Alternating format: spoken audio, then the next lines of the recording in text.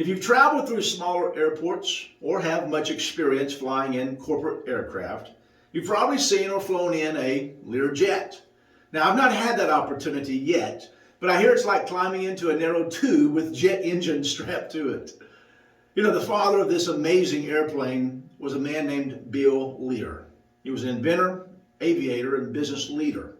Lear held more than 150 patents, including those of the automatic pilot, car radio, and even the 8-track tapes. Now, some of you probably don't even have a clue what those are, but that's okay. But Bill Lear, he was a pioneer in his thinking, and in the 1950s, he could see the potential for the manufacture of small corporate jets.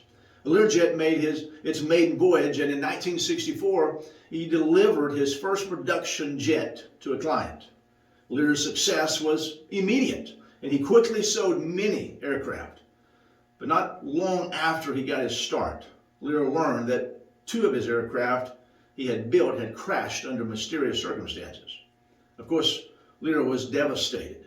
And at that time, 55 Lear jets were privately owned, and Lear immediately sent word to all of the owners to ground their planes until he and his team could determine really what caused the crash.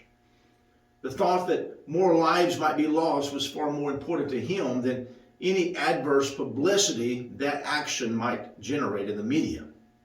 As he researched the ill-fated flights, Lear discovered a potential cause, but he couldn't verify the technical problem on the ground.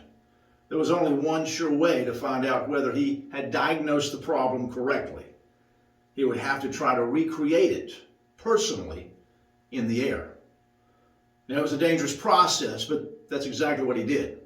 And as he flew the jet, he nearly lost control and almost met the same fate as the other 2 pilots. But he did manage to make it through the test, and he was able to verify the defect.